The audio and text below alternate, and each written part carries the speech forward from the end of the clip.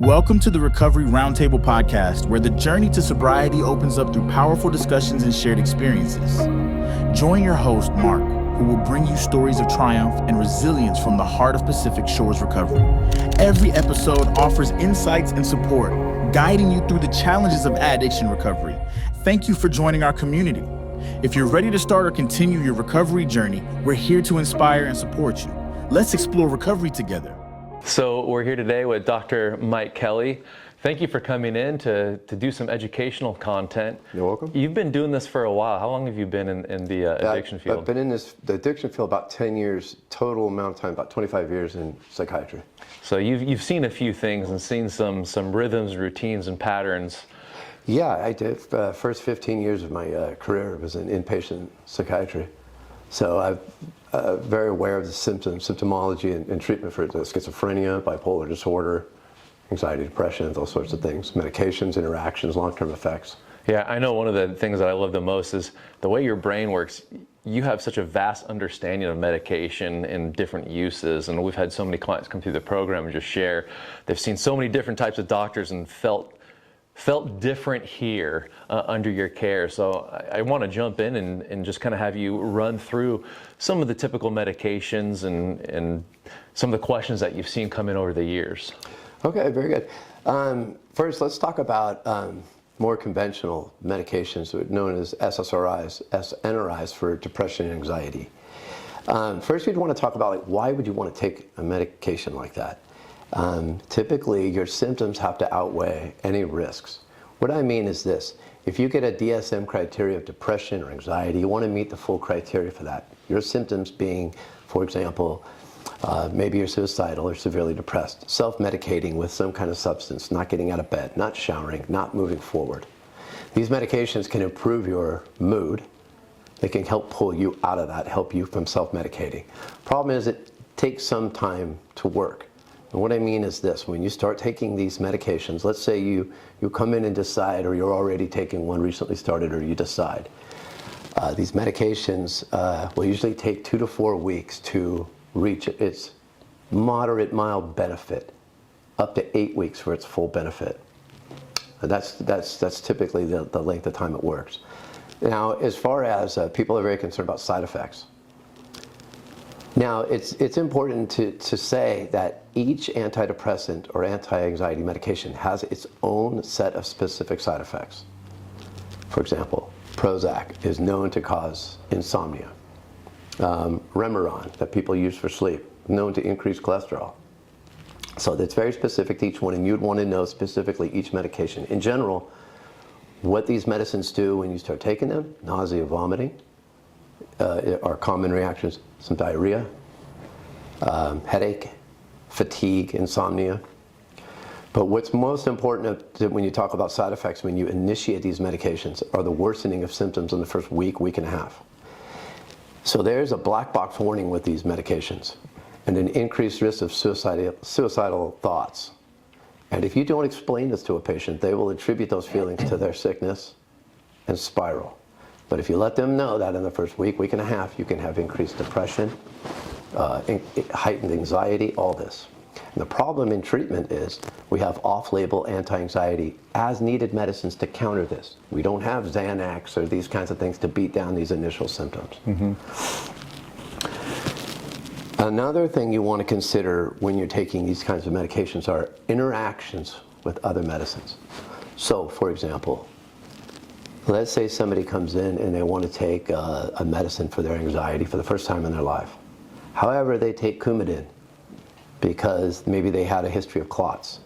Well, some of these antidepressants can cause bleeding, and you'll notice that in the first few weeks, people will complain of some bruising on their legs as they bump into things. So an interaction with this would be increased bleeding if you're already taking a blood thinner.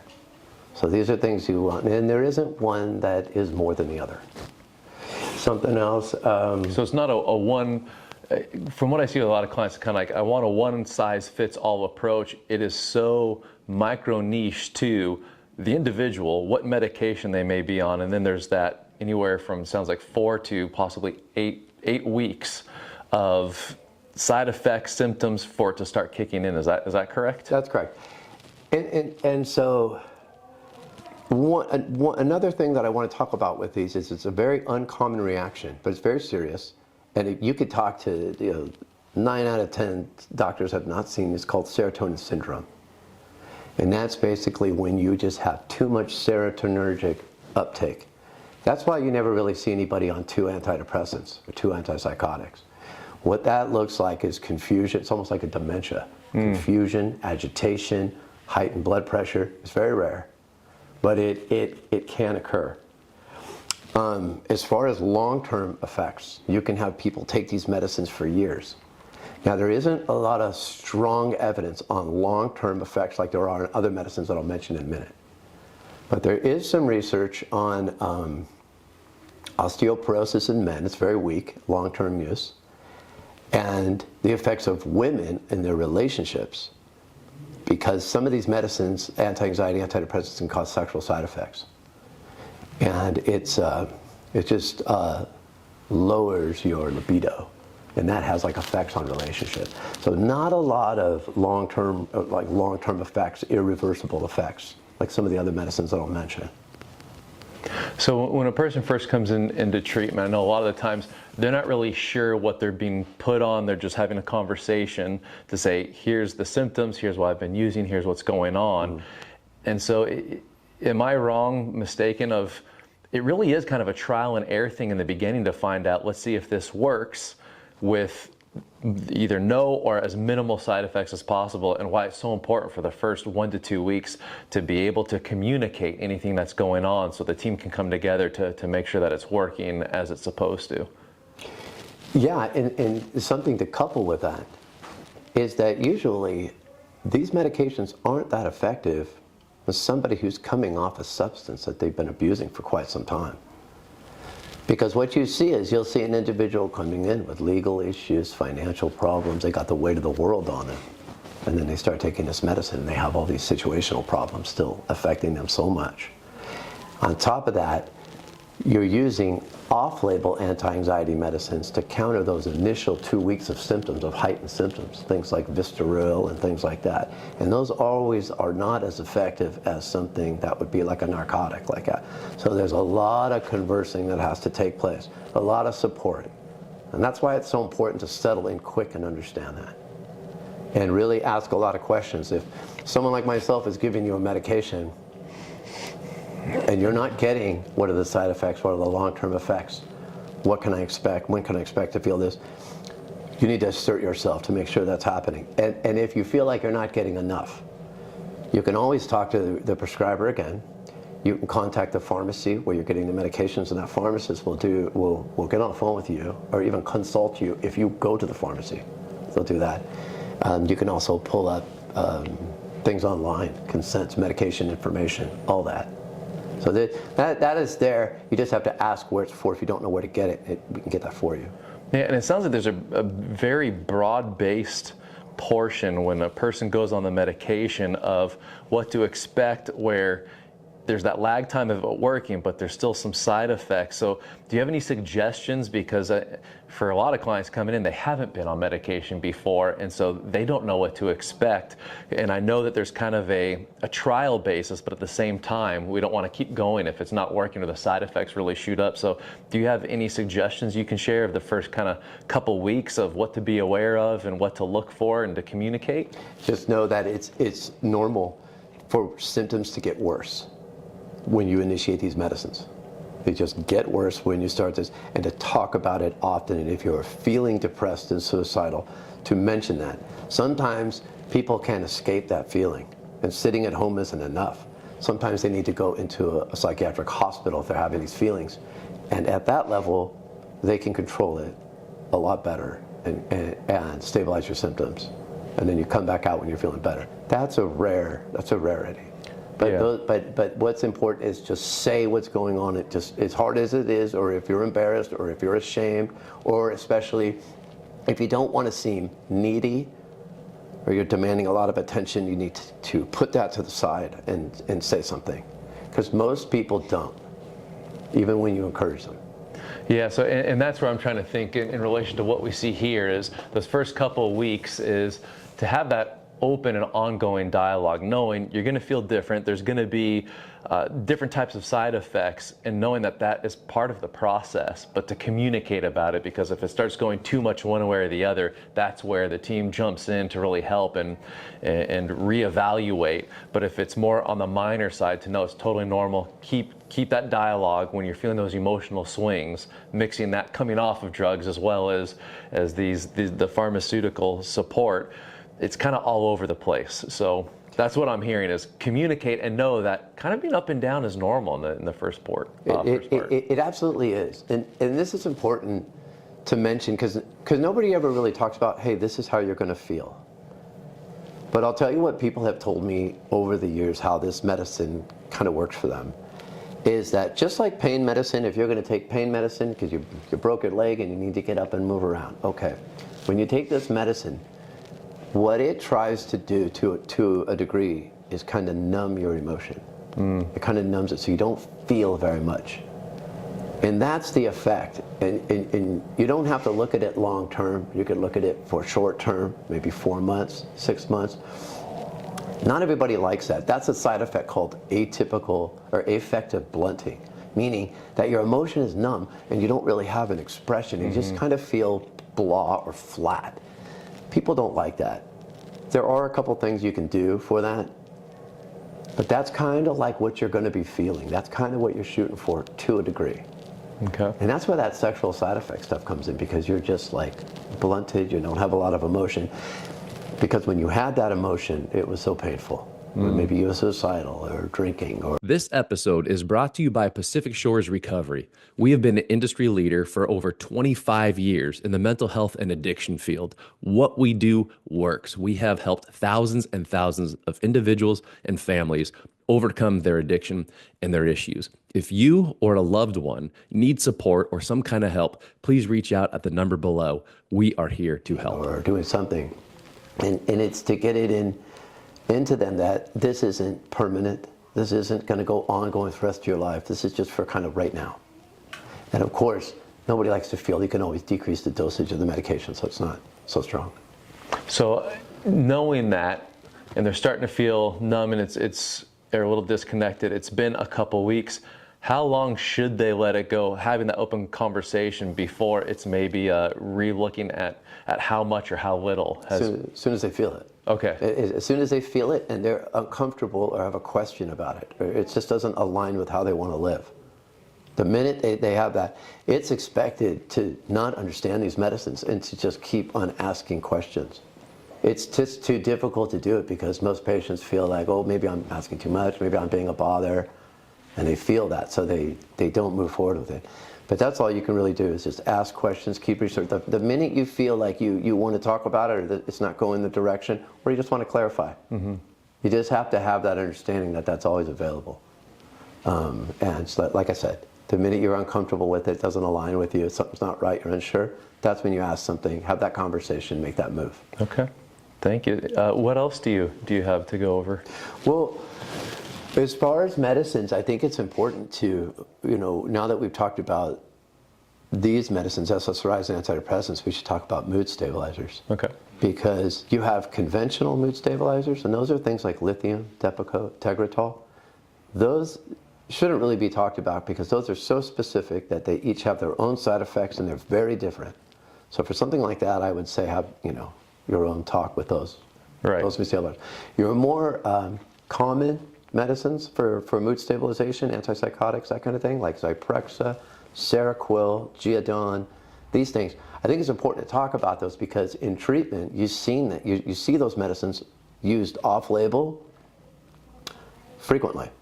So the results on mood stabilizers are usually a lot quicker. As far as agitation, psychosis, mood stabilization, you're not waiting 4, 6, 8 weeks to have some kind of effect like you are antidepressants. Okay. That kind of thing. Side effects from those types of medicines, and again, let me back up. You would take those if you have agitation, bipolar, schizophrenia, those things. Used off-label for insomnia, and this is what's important because a lot of people use Seroquel for insomnia. You can have these side effects. They just don't know it because they don't see it in a hospital. So side effects generally include sedation, a little bit of confusion, loss of motivation, because they're heavily sedating. But what's most important to talk about those kinds of medicines is what everybody needs to understand is that there are movement disorders and there are permanent irreversible side effects to those types of medicines. So movement disorders, whether you're taking those medicines, would be like an inability to keep still, akathisia. You'll see some people feeling like they can't keep still. They have to keep moving. They think it's anxiety, and sometimes they'll take more of the medication causing it, and they'll keep going. Another side effects of those medicines are dystonia, which is a tightening of your muscle or a fixation of your eyes or your jaw, or something called tardive dyskinesia, where you'll see the person. That's irreversible. That's usually caused by more of your conventional antipsychotics, Haldol, Thorazine, but it still can happen with these newer medicines. So that's something to think about when you're taking your Seroquel and you're thinking you're bipolar, but maybe you're not, and you're taking 300 milligrams just to go to sleep.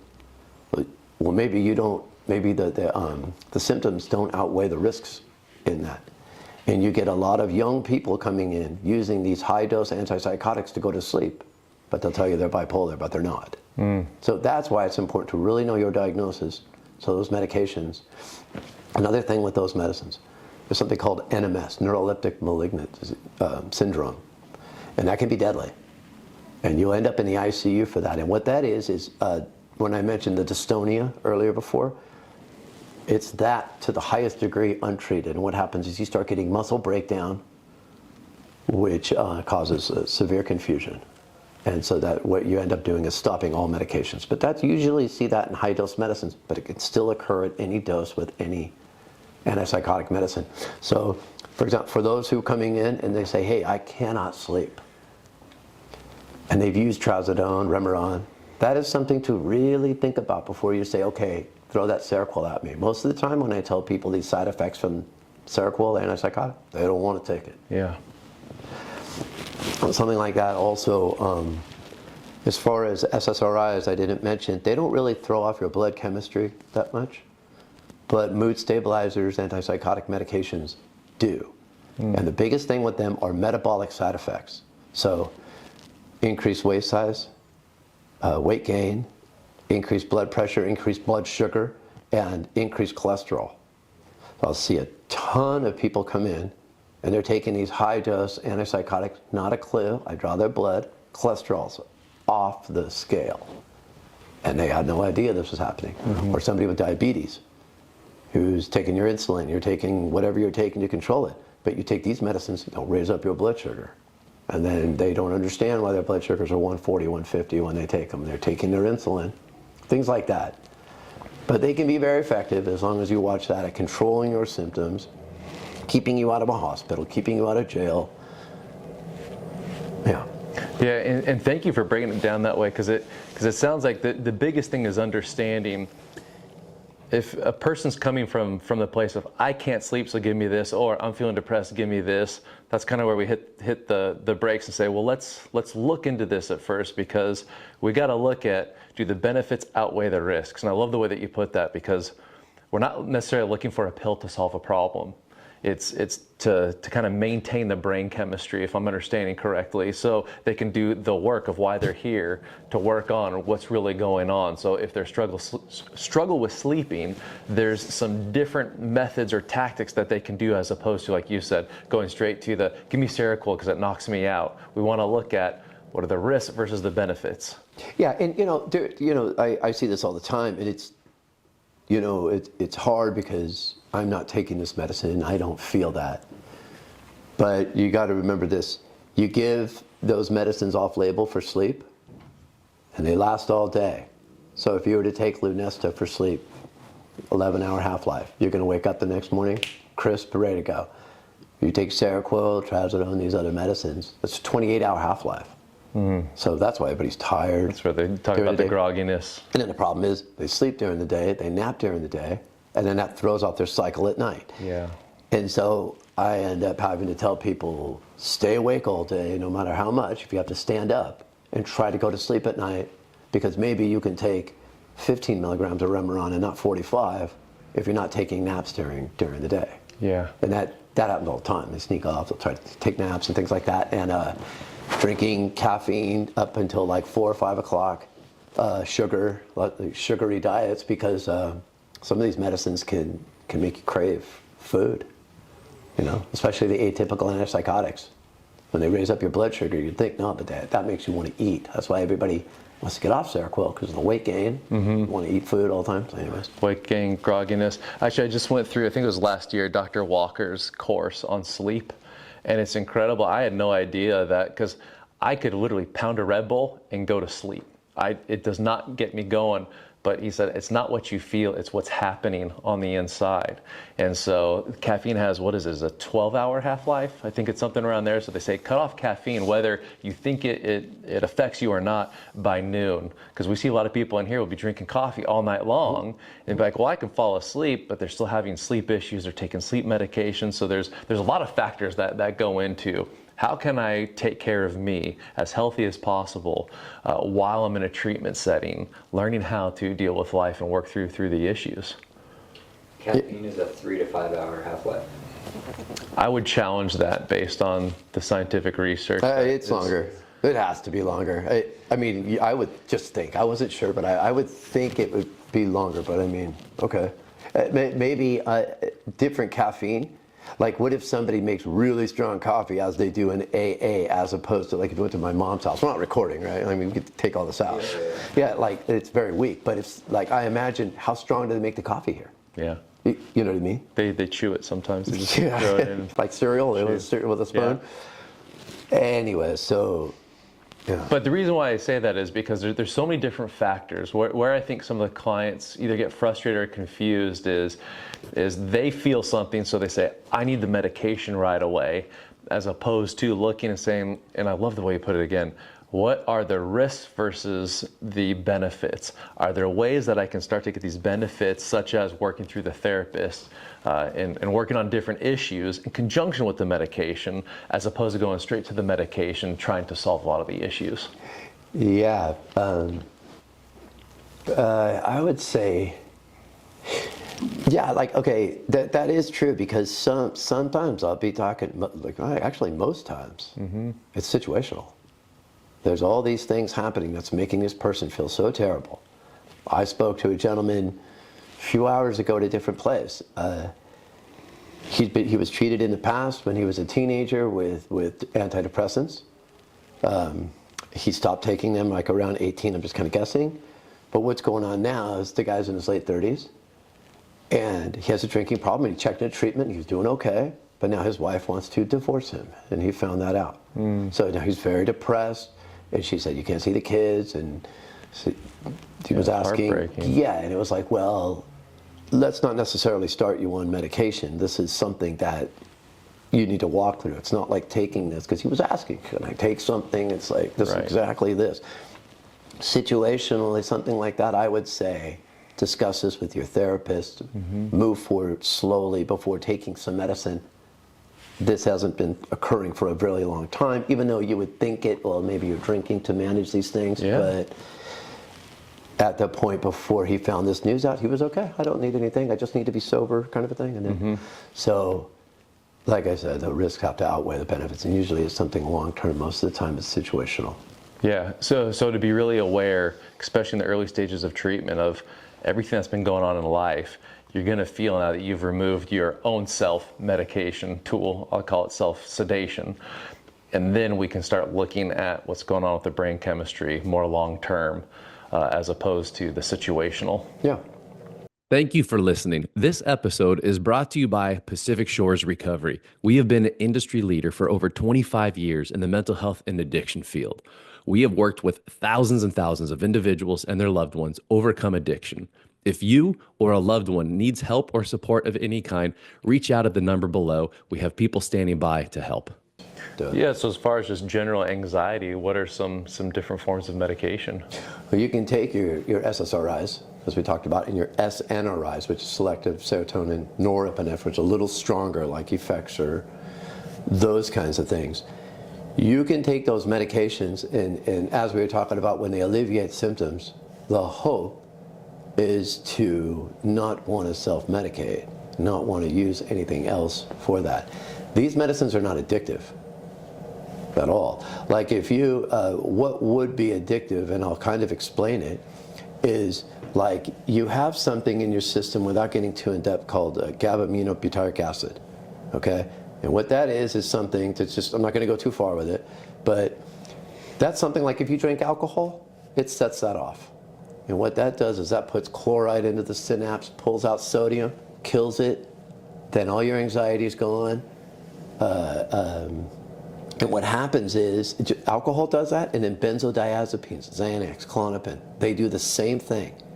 What happens in that is your body just starts to rely on that and depends on that and says, hey, I can just shut off. I don't need to do this anymore. It just goes to sleep. GABA, it's called your GABA receptor. People pull off the alcohol or a benzo, then the body has no idea what to do, and all of a sudden it goes into the reverse. So your blood sugar or your blood pressure's through the roof, your heart, you just go into withdrawal symptoms, which can lead to seizure. Because what happens is that GABA-aminobutyric acid just keeps firing and working in different ways in the brain. That's what creates the seizure. That's the addiction of that. The thing with those benzodiazepines that are addictive is that leads to worsening symptoms. It leads to, it's just the same as alcohol. You'll see somebody taking Klonopin 2-3 times a day, and I'll ask them, drinking alcohol all day, has that made your life better? No, well, neither will this. It leads to depression, addiction, you get tolerant, and then you eventually have to come off of it, and life gets very difficult when you have to. These other medicines, whether they be mood stabilizers, antipsychotics, there has been no evidence that any of these are addicting and that people either need to withdraw or depend on them. However, you can experience some type of withdrawal when you're on certain antidepressants, more on any of them.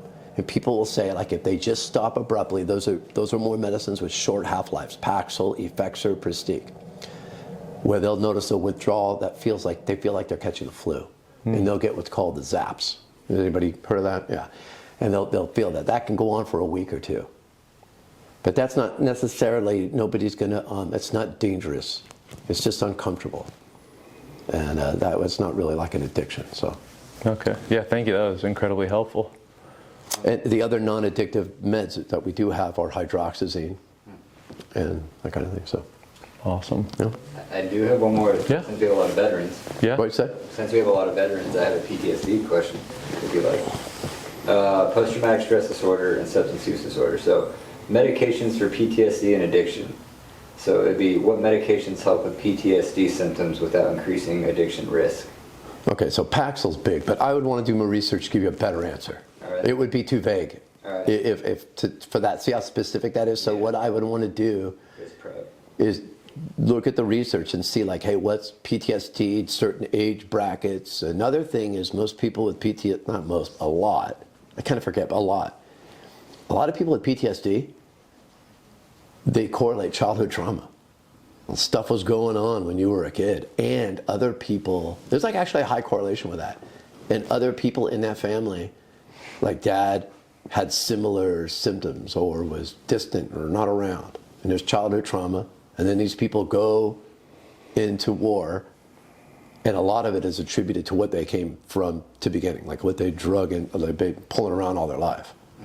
So there's a huge thing in that. See, so I'd have to do a little more to. Because I had some other, because I was talking with the clients, because I was talking to them about, there was another question a client asked me that I wrote down when I was working with them. He said, are there medications that help with nightmares and flashbacks? Sure, but now we're getting, Very now we're doing like a specific. pharmacology course. Right. So if it, yeah, so that can be, that's something, that's getting very like lecture-y, like very, that needs to be in depth. Like I can say, yeah, you can take Prazosin, it's a blood pressure med, off-label. Yeah. Like get into that kind of stuff. Yeah. But if you want like real answers Yeah. specific for that, I'd have to. That is a total lecture, yeah. Well, just a little more research, because I would want to say more than just, oh, you can take Prazosin for nightmares.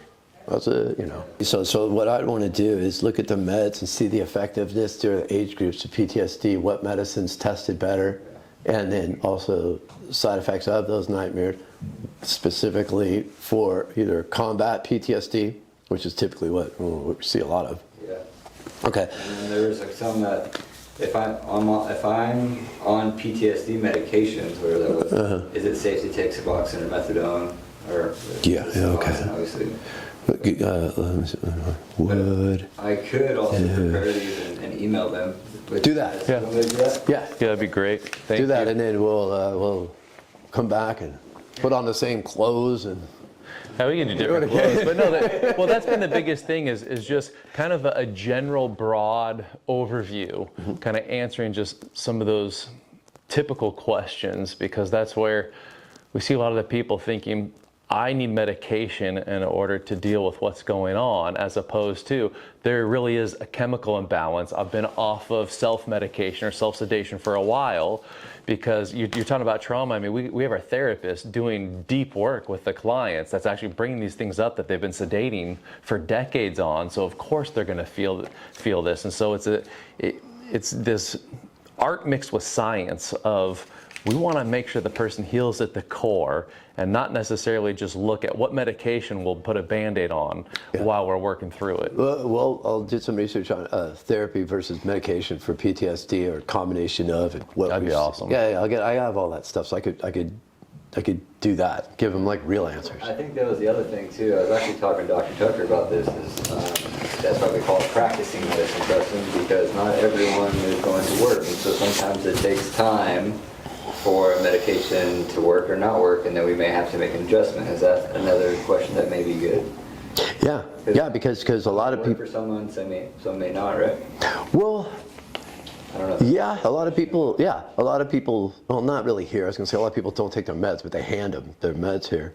But yes, because situational factors lean on. Okay, so like the people that come into my office when I used to do outpatient.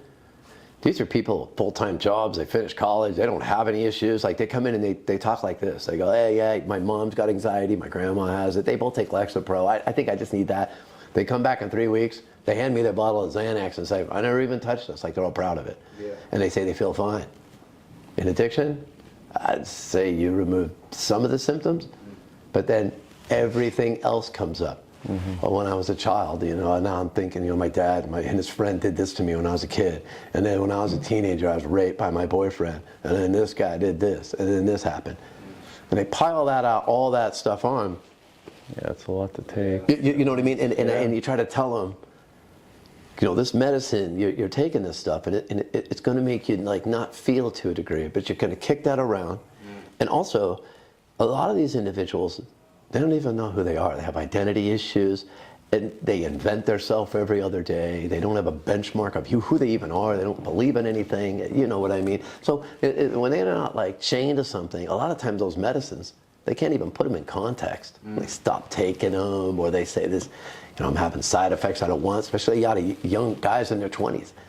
They don't want to take this stuff. They'll say they're taking it, and they'll say they're getting better, but they get sexual side effects. They're like, I'm not taking one more drop of this, and then they lie about it. Yeah, so that's why it's so important to just be open and honest, because it's all for the individual and not just thinking right now, but long term for the foreseeable future. So we got to look at the whole holistic aspect of from now to the future of what we're going through. Yeah, and that's why I try to tell them, be humiliated, be embarrassed, don't manage how you're being seen. Don't talk and act a certain way so we see a certain, just put it all on your sleeve. Because if you don't give us all the puzzle pieces, how are we going to know? If you don't want to take medicine, don't take it. We'll figure out something else.